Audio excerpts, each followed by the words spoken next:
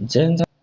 जय हिंद साथियों, स्वागत है आपका हमारे YouTube channel Hindi with Shashi में। तो जो हमने यूजीसी नेट के लिए कार्यक्रम शुरू किया था, उस क्रम में सबसे पहले हमने यूनिट 7 पढ़ा, जो कि कहानी है।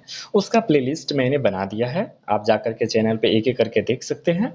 उसके बाद हम लोग यूनिट 5 पढ़ रहे थे, जो कि कविता है, और उसी क्रम में पढ़ते पढ़ते आज हमें यूनिट 5 का रामचरितमानस पढ़ना है, जो कि उत्तरकांड है, तुलसीदास द्वारा रचित है और ये हमारे सिलेबस में लगा हुआ है।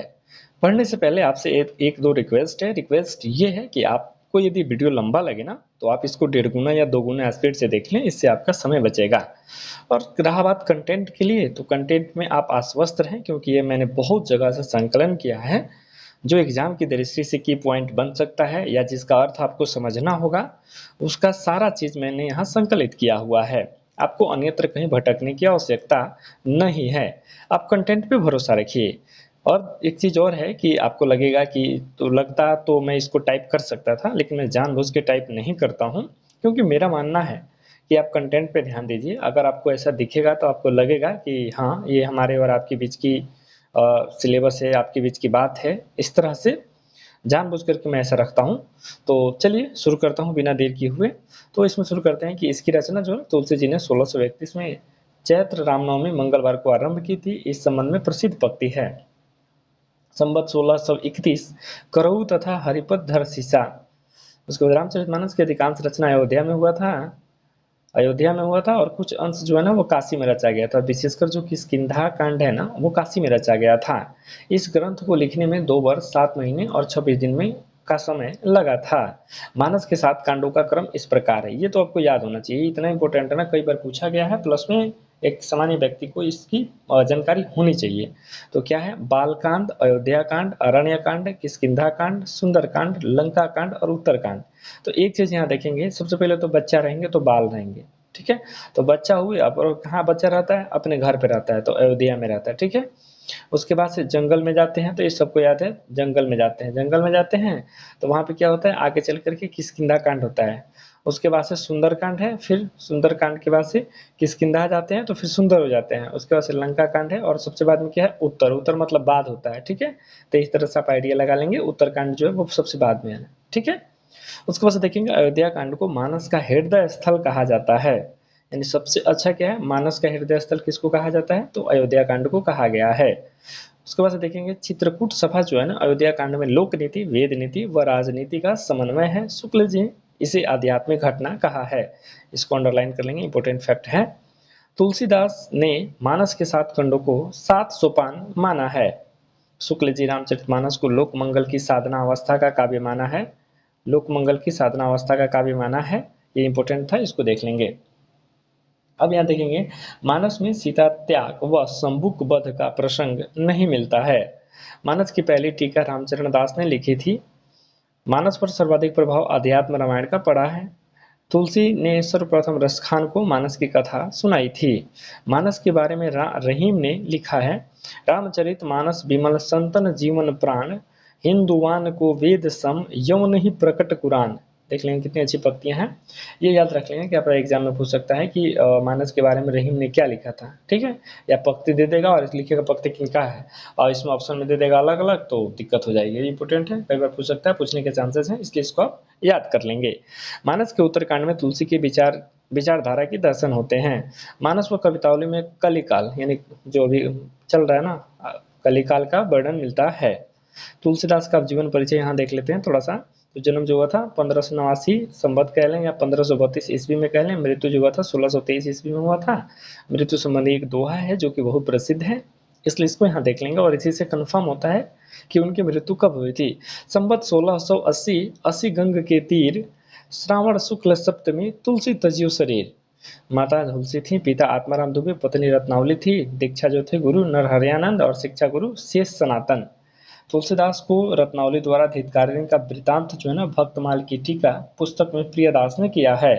लाश न लागत आपको दौरे आयहु साथ, धिक धिक ऐसे प्रेम को कहाँ कहो मैं नाथ।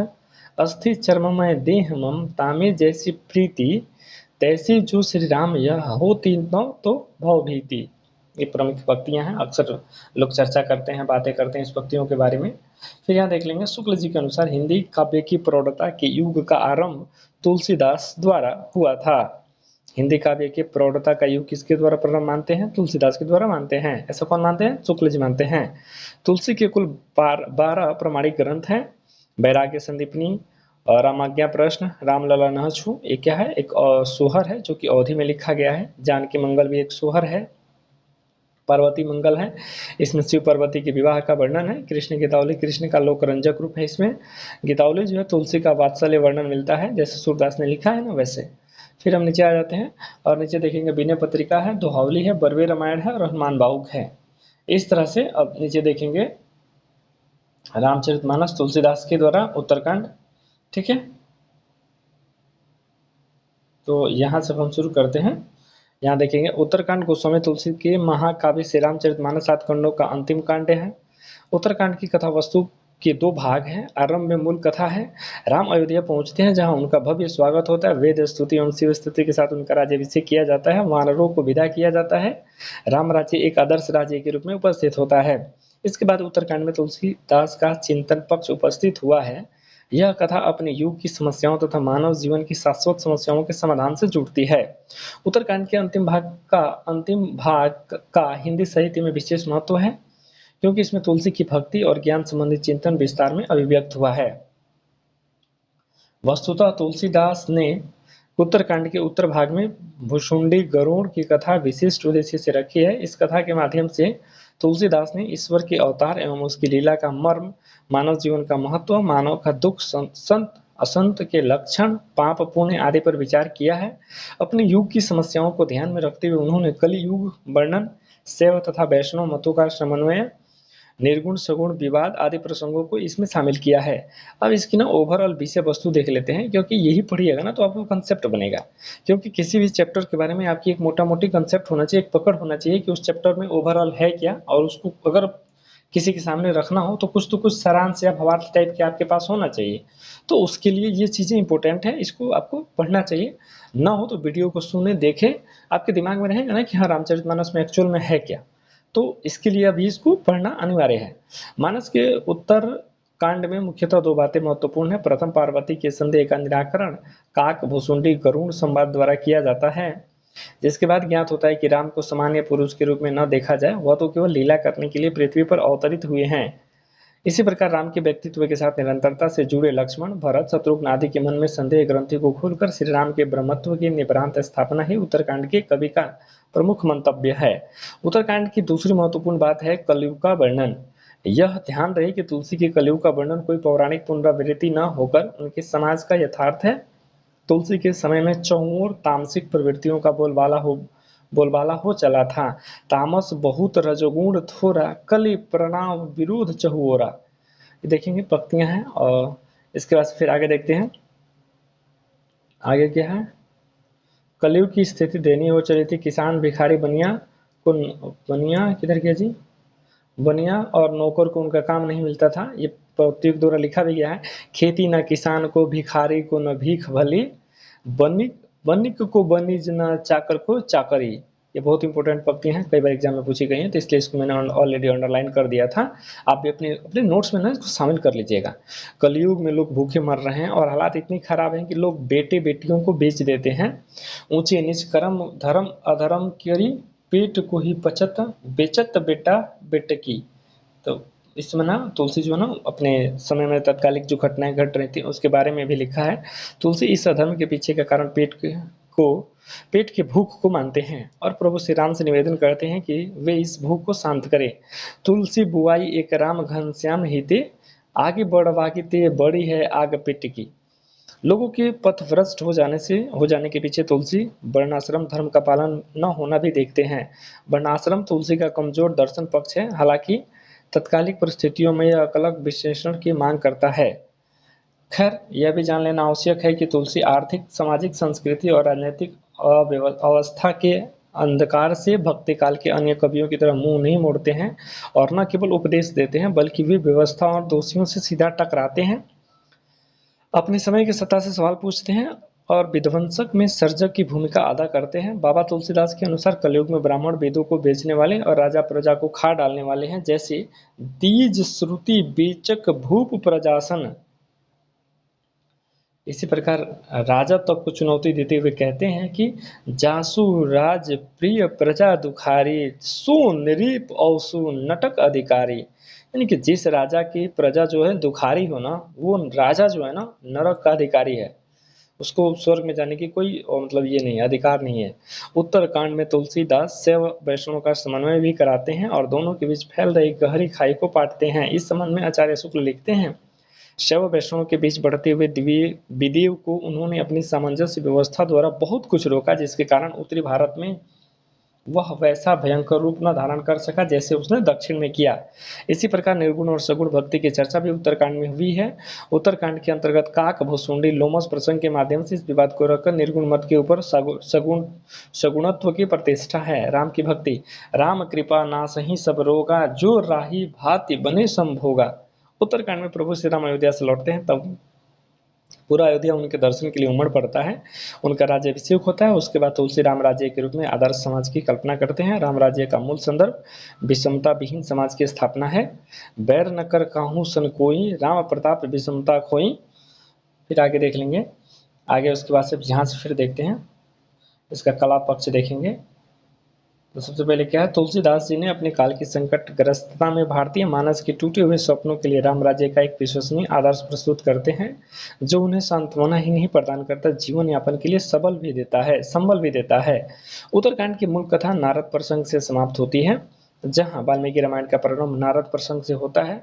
यह एक आश्चर्य का विषय है कि तुलसीदास कृत मानस का समापन नारद प्रसंग से होता है। अब यहाँ देखेंगे ना, मानस का उत्तरकांड जो है उसका कला पक्ष देखेंगे, क्योंकि कभी कभी बार होता है ना भाव पक्ष, कला पक्ष, शिल्प पक्ष, तो ये चीज यहाँ पे है देखेंगे। इसकी भाषा अवधी है और चौपाही दोहे के क्रम में कथा कही गई है। कहीं कहीं संस्कृत की कोमल पदावली भी मिलती है। उत्तरकांड में 4 श्लोक हैं और 126 दोहे हैं, 125 चौपाइयां हैं।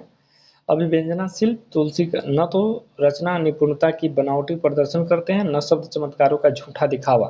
भाव विचारों को व्यक्त करने वाला हृदय का पूरा योग उनकी भाषा में है। वाक्य रचना सुव्यवस्थित एवं प्रौढ़ है। काव्य रूप की अगर बात कर लेते हैं तो रामचरितमानस एक प्रबंध काव्य है। यह तुलसी की प्रबंध कला का सर्वोत्कृष्ट रूप है। कवि ने इसे स्वयं सप्त प्रबंध सुभग सोपान कहा है। उत्तरकांड में चौपाई, दोहा, सोठा जैसे छंद प्रयुक्त हुए हैं। अलंकार योजना की बात कर लेते हैं तो महाकवि तुलसीदास के यहाँ अलंकार सजावट के लिए नहीं अपितु भावों की अभिव्यक्ति के लिए प्रयुक्त हुए हैं। उनके काव्य में उपमा, रूपक, उत्प्रेक्षा, दृष्टांत आदि अलंकार आते हैं।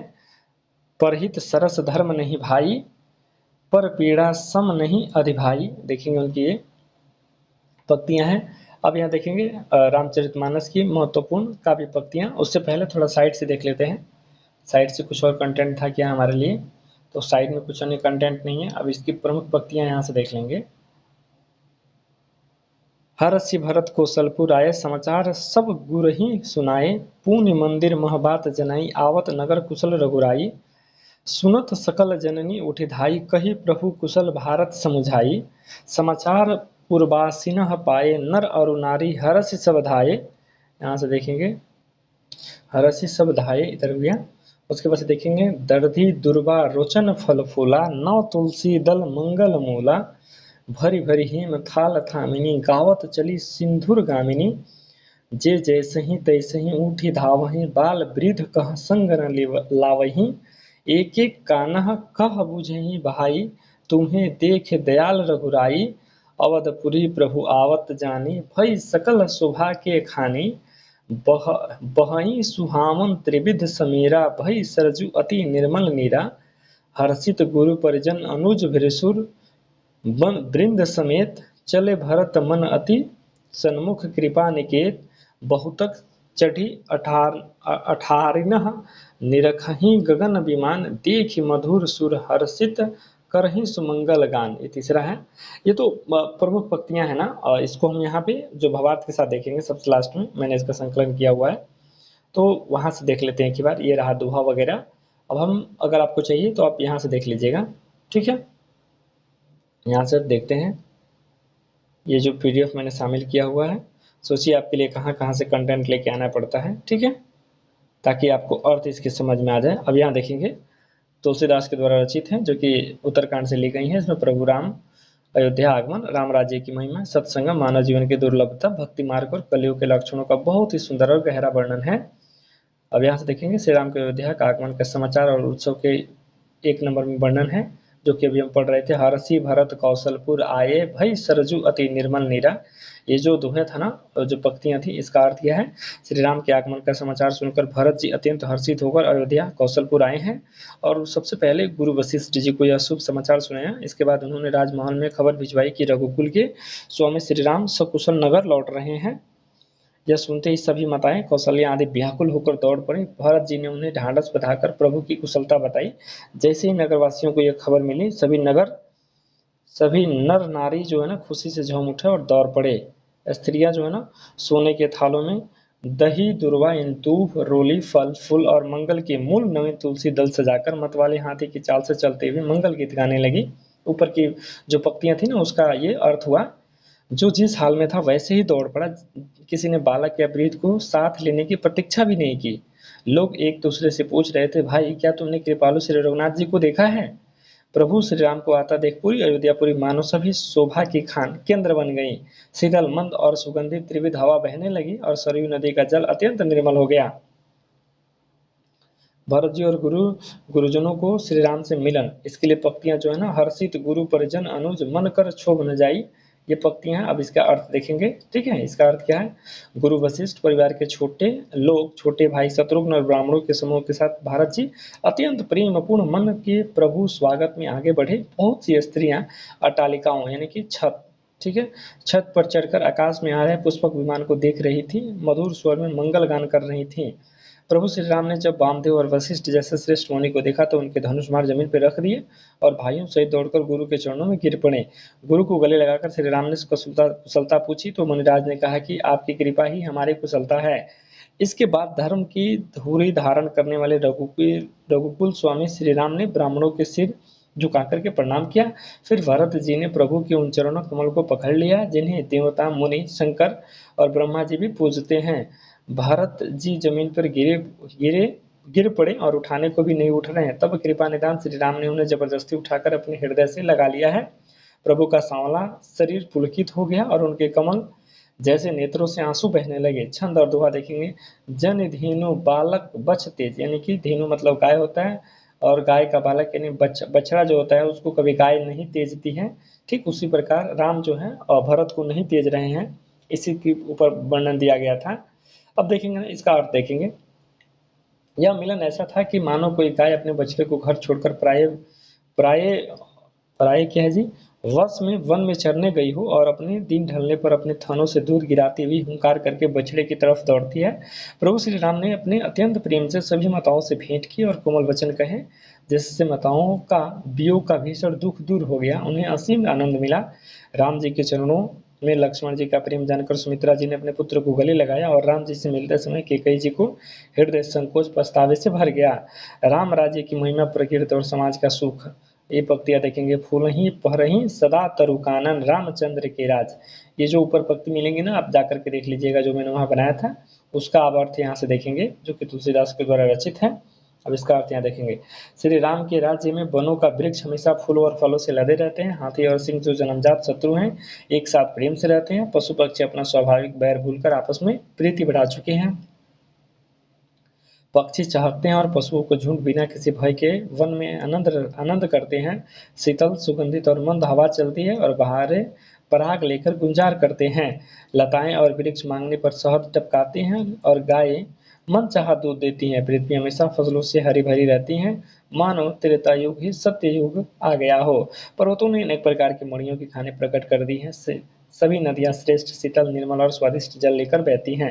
समुद्र अपनी मर्यादा में रहता है और लहरों के जरिए तट पर रत्न फेंक देता है, जिन्हें मनुष्य पा लेते हैं। सारे तालाब कमलों से भरे हैं और दसों दिशाएं अत्यंत प्रसन्न और निर्मल हैं। ये रहा पंक्तियों का अर्थ। सोचिए, अगर कोई एक लेखक इतनी सारी बातें लिखता है तो वो सोचता कितना होगा। तो तुलसीदास कितने बारे में सोचे, कहाँ से इतने चीजों का, तथ्यों का संकलन किया, तब जाकर के रचना लिखी। इसलिए वो सब लेखक महान है। श्री राम के राज्य में चंद्रमा अपनी किरणों से पृथ्वी को पूर्ण कर लेता है, शीतलता देता है, सूर्य उतना ही तपता है जितने की आवश्यकता हो, मेघ मांगने पर तुरंत जल बरसाते हैं। श्री राम के प्रताप रूपी सूर्य का उदय। अब यहाँ देखेंगे, जब ते राम प्रताप खगेशा ते पावही नासा। अब ये जो पंक्तियां है ना, इसका अर्थ यहाँ से देखेंगे नीचे। अब देखेंगे अर्थ क्या है। काकभू सुंडी जी गरुड़ से कहते हैं, हे पक्षीराज, जब से श्री राम का प्रतापी रूप सूर्य का उदय हुआ है तब से तीनों लोक में प्रकाश फैल गया है। इसमें बहुतों को सुख मिला और बहुतों के मन में शोक हुआ। जिन्हें शोक हुआ उनके बारे में सुनिए। सबसे पहले अविद्या अज्ञान रूपी रात का नाश हो गया, पाप रूपी उल्लू जहां तहां छिप गए, काम और क्रोध रूपी कुमुदनी के फूल जो रात में खिलते हैं संकुचित बंद हो गए, विभिन्न कर्म गुण काल और स्वभाव चकोर पक्षी का जो रात में प्रेम करते हैं कभी सुख नहीं मिलता। मत्सर ईर्ष्या मान अभिमान मोह और मंद यानी कि अहंकार रूपी चोरों का हुनर अब कहीं नहीं चलता। इस प्रकार धर्म रूपी तालाब के भीतर ज्ञान और विज्ञान रूपी कमल अनेक प्रकार खिल उठे हैं। सुख संतोष वैराग्य विवेक रूपी चक्रवात चकवा चके पक्षी सुख रहित हो गए हैं। फिर अगला देखेंगे, यह दोहा जो है उसका अर्थ देखेंगे, यह प्रताप रूपी सूर्य भी जिसके समान जिसके हृदय में प्रकाश करता है उसके भीतर ज्ञान संतोष ठीक है बढ़ते हैं, अज्ञान क्रोध जो पहले कहे गए नष्ट हो जाते हैं। फिर अगला देखेंगे, सनकादि मुनियों का आगमन ठीक है। इसमें क्या है कि पंक्तियां भरांतः सहित रामो एक बारा प्रभु बैठन कह दिन्हा। ये जो पंक्तियां ना ऊपर जो नोट्स था उस नोट्स में पूरी की पूरी पंक्तियां मिल जाएंगी, 3-4 लाइन की सॉरी 4 या 6 लाइन की होंगी। अब इसका अर्थ यहाँ देखेंगे, क्योंकि जब आपको पंक्तियों की जरूरत पड़ेगी तो आप ऊपर चले जाइएगा, पीडीएफ में देख लीजिएगा और यहाँ इसका अर्थ देख लेते हैं। अर्थ क्या है, एक बार श्री राम अपने भाइयों और परम प्रिय पवन पुत्र हनुमान जी के साथ सुंदरबन बगीचा देखने गए, जहाँ सभी वृक्षों पर नए पत्ते और फूल खिले थे। अवसर जानकर वहां सनक सनंदन सनातन और सनत कुमार यानी कि सनकादिक मुनि आए, जो तेज के पुंज गुणवान सिलवान और सुंदर थे। वे हमेशा ब्रह्मानंद में लीन रहते थे और देखने में बालकों के समान लगते थे, पर हैं बहुत प्राचीन। ऐसे लगते थे मानो चारों वेदी शरीर धारण करके आए हों। वे सबको समान दृष्टि से देखने वाले हैं और भेदभाव से रहित मुनि हैं। दिशाएं हैं जिनके वस्त्र हों, अर्थात वे दिगंबर हों। उन्हें केवल एक ही व्यसन यानी कि लत है, आदि है। क्या है, जहां भी श्री रघुनाथ जी की कथा होती है वे उसे सुनने पहुंच जाते हैं। दोहा, मुनियों को आते देख श्री राम ने हर्षित होकर उन्हें दंडवत प्रणाम किया, उनका स्वागत पूछा और अपना पीला वस्त्र पीताम्बर बिछाकर उन्हें बैठने के लिए दे दिया। फिर क्या है, मानव शरीर की दुर्लभता और महानता के बारे में बातें होती। फिर आगे देखेंगे, पंक्तियां क्या कर, यही तन कर फल विषय न भाई आत्म मोहन गति जाई। इस पंक्तियों का अर्थ देखेंगे। अर्थ इसका क्या है, श्री राम अपनी प्रजा को उपदेश देते हुए कहते हैं, हे भाई, इस मानव शरीर को पाने का फल संसारिक विषय भोग नहीं है। स्वर्ग का सुख भी बहुत थोड़ा है, पर अंत दुख देने वाला ही है। जो लोग मनुष्य शरीर पाकर के भी अपना मन विषय भोग में लगा देते हैं, वे मूर्ख अमृत को बदलकर विष ले लेते हैं। जो पारसमणि यानी लोहे को सोना बना देती है, खोकर बदले में घुंघूची यानी एक साधारण बीज पकड़ लेता है, उसे कोई भी बुद्धिमान नहीं कहता है। फिर देखेंगे, यह अविनाशी जीव 84 लाख योनियों 4 प्रकार के जीवों स्वेदज अंडज उद्भिज और जरायुज में भटकता रहता है। यह हमेशा माया की प्रेरणा से काल कर्म स्वभाव और गुणों से घिरा हुआ चक्कर काटता रहता है। ईश्वर जो बिना किसी स्वार्थ के सभी से प्रेम करते हैं, कभी कभी दया करके जीव को मनुष्य का शरीर देते हैं। यह मनुष्य शरीर संसार रूपी समुद्र को पार करने के लिए एक सुदृढ़ नौका जहाज के समान है और मेरी कृपा ही इस पर अनुकूल चलने वाली हवा है। सदगुरु इस नौका के चतुर केवट नाविक हैं। इस प्रकार एक अत्यंत दुर्लभ साधन भी आसानी से सुलभ हो जाता है। दोहा, ऐसा अनुकूल मानव समाज शरीर पाकर के भी जो व्यक्ति भव सागर से पार नहीं होता, वह मंदबुद्धि है, अपनी ही आत्मा की हत्या करने वाला आत्मघाती, और उसे नीच गति प्राप्त होती है। भक्ति मार्ग की सुगमता और भक्त के लक्षण इसमें मिल रहे हैं। अब अगला पंक्ति देखेंगे, कहूँ भगति पथ कौन प्रयासा परानंद संदोहा। ये जो पंक्ति है ना, अब उसका अर्थ देखते हैं। इसका अर्थ क्या है, श्री राम कहते हैं, बताओ भक्ति के मार्ग पर चलने में क्या कोई कठिनाई है। इसमें न तो योग की आवश्यकता है और न यज्ञ तप और उपवास की। इसके लिए तो केवल सरल स्वभाव का होना, मन में कुटिलता न होना, और जो कुछ भी प्राप्त हो उसमें हमेशा संतोष रखना जरूरी है। जो मनुष्य मेरे दास कहलाकर भी दूसरों की आस की उम्मीद रखता है, उसका मुझ पर क्या विश्वास। मैं ज्यादा बात बढ़ाकर क्या कहूँ हे भाई, मैं तो केवल आचरण के बस में होता हूँ। जिसका किसी से बैर या विरोध न हो, उसे कोई न आशा हो न भय हो, उसके लिए संसार की सभी दिशाएं हमेशा सुखमय हो जाती हैं। जो बिना वजह नए काम शुरू नहीं करता, जिसका अपना कोई निश्चित घर के प्रति मोह न हो, जो मान रहित हो, निष्पाप हो, क्रोध हो और हर कार्य में चतुर और विवेकवान हो, जिसका प्रेम हमेशा संतों की संगति में हो, जिसके लिए संसारिक भोग, स्वर्ग और मोक्ष भी तिनके के समान तुच्छ हो, जो व्यक्ति पक्ष में दृढ़ हो और मूर्खता ना करे, हठ या मूर्खता ना करे और कुतर्कों को अपने दूर बहा दे। दोहा, जो मेरे गुणों और नाम के जप में लीन रहता है और ममता और अहंकार तथा मोह से रहित है, उसके सुख को केवल वही जान सकता है जो स्वयं परमानंद का स्वरूप हो। राम कथा का सारांश और गरुड़ जी के भ्रम को दूर होना। अब इस पंक्ति में देखेंगे, निश्चर निकर मरण विधि नाना, राम विकल कारण कमन। अब ये देखेंगे, काक भूसुंडी जो हैं ने करुण को श्री राम के और रावण के युद्ध, राक्षसों के वध, मंदोदरी का शोक, विभीषण का राज्याभिषेक और देवताओं के भयमुक्त होने की कथा सुनाई। फिर सीताराम मिलन, देवताओं की स्तुति, पुष्पक विमान पर बैठकर बंदरों सहित अयोध्या लौटने की कथा गाई। काकभूसुंडी जो है ना, पूरी कथा विस्तार से सुनाई, जो कि शिव पार्वती जी से कही थी। पूरी राम कथा सुनकर पृथ्वीराज गरुड़ जी का मन परम उत्साह से भर गया था। सोरठा गरुड़ जी ने कहा, हे काकभूसुंडी श्री रघुनाथ जी की चरित्र सुनकर मेरा सारा संदेह दूर हो गया है। आपकी कृपा से श्री राम के चरणों में मेरा प्रेम उत्पन्न हो गया है। युद्ध में श्री राम को मेघनाथ के नाग फांस में बंधन देकर मुझे थोड़ा बहुत भ्रम हो गया था कि जो साक्षात सच्चिदानंद स्वरूप है वो इस तरह से व्याकुल हो रहे हैं। अब वो भ्रम दूर हो गया है। काकभूसुंडी जी की बाल राम के प्रति भक्ति देखेंगे। भक्तियां जो है, राम कृपा अपनी जड़ताई पुलकित भयो शरीर। काकभूसुंडी जी कहते हैं कि हे पक्षीराज सुनिए, मैं श्री राम की कृपा और अपनी मूर्खता के कथा कहता हूँ। जब जब श्री राम मनुष्य का शरीर धारण कर भक्तों के लिए लीलाएं करते हैं, तब तब मैं अयोध्यापुरी जाता हूँ और उनके बाल चरित्रों को देखकर आनंदित होता हूँ। मैं वहां जाकर जन्म महोत्सव देखता हूँ और 5 वर्ष तक वहीं लोभ के वश में रहकर रुक जाता हूँ। मेरे इष्ट देव बाल रूप राम है, जिनके शरीर की शोभा करोड़ों कामदेव के समान है। अपने प्रभु का मुख देख देख करके मैं अपनी आंखों को सफल करता हूँ। मैं कौवे का छोटा सा रूप धारण करके इधर क्या जी, भगवान के साथ रहता हूँ और उसकी अनेक प्रकार की बाल लीलाएं देखता हूँ। दोहा, बालक राम जहाँ जहाँ खेलते हुए फिरते हैं, मैं उसके साथ साथ उड़ता हूँ और महल के आंगन में उनकी जूठन गिरती है, उसे उठाकर खाता हूँ। एक बार रघुवीर ने अत्यंत दुर्लभ लीलाएं की, जिसे याद करते ही मेरा शरीर आज भी पुलकित हो उठता है। श्री राम की काकभूसुंडी जी को वरदान देना। एवं अस्तु कहीं रघुकुल नायक करहूँ, करे सुख अचल अनुराग। ये जो 85 नंबर का श्लोक है, ऊपर श्लोक तो नहीं कहेंगे, दोहा कहेंगे, या जो उनकी पंक्तियां कहेंगे। अब उसका अर्थ यहाँ देखेंगे। काकभूसुंडी द्वारा भक्ति गाने मांगने पर राम ने एवं अस्तु कहा, ऐसा ही हो कहा और सुख देने वाले वचन बोले। हे काक, तुम स्वभाव से ही चतुर हो और तुमसे कोई वरदान क्यों नहीं मांगा? तुम सभी सुखों की खान भक्ति मांग ली है। संसार में तुम्हें कोई सामान्य भाग्यशाली नहीं है। जिस भक्ति को करोड़ों मुनि अनेक यत्न करके भी नहीं पाते, जिसके लिए वे जप, योग और तप की अग्नि में शरीर को जलाते हैं, तुम्हारी चतुरता देखकर मैं अत्यंत प्रसन्न हुआ हूँ। तुमने मुझसे भक्ति मांगी है, यह मुझे बहुत अच्छा लगा। हे पक्षी सुनो, अब मेरी कृपा है, तुम्हारे हृदय में सभी गुण, ज्ञान, विज्ञान, वैराग्य, योग, लीलाओं के रहस्य अपने आप बस जाएंगे। तुम बिन किसी का साधन के कष्ट के इन सब भेदों को जान पाओगे। दोहा क्या था, उसका अर्थ देखेंगे। माया से उत्पन्न होने वाले भ्रम अभी भी तुम्हें कभी नहीं व्यापेंगे, यानी परेशान करेंगे।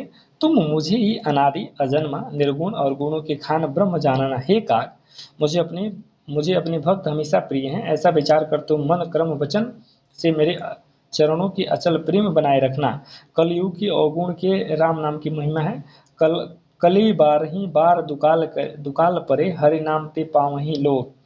अर्थात अब देखेंगे, कलयुग में बार बार अकाल पड़ेगा और अन्न के बिना लोग दुखी होकर के मरेंगे। लोग और तामसी धर्म दिखावे का जग, तप, व्रत, यज्ञ, दान करेंगे। देवता पृथ्वी पर पानी नहीं बरसाएंगे और बोया हुआ धान जमेगा नहीं, यानी उगेगा नहीं।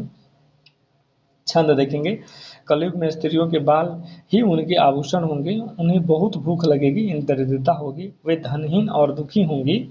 उन्होंने भीतर ममता मोह बहुत होगा। मूर्ख लोग धर्म में लीन न होकर के सुख चाहेंगे। लोगों की बुद्धि छोटी और कठोर होगी, जिनमें कोमलता नहीं होगी। मनुष्य रोगी से पीड़ित होगा, उन्हें भोग सुख नहीं मिलेगा। वे बिना कारण ही अभिमान और विरोध करेंगे। उनकी आयु बहुत छोटी, मानो 15-20 वर्ष होगी, फिर भी उनका घमंड ऐसा होगा मानो प्रलय काल में भी उनका नाश नहीं होगा।